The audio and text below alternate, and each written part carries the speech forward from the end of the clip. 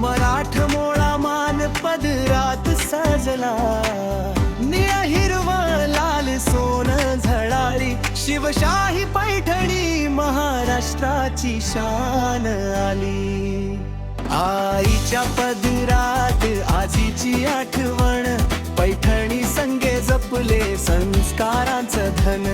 आईच्या पदरात आजीची आठवण, पैठणी संगे जपले संस्कारांचं धन. निघातली शिवशाही पैठणी,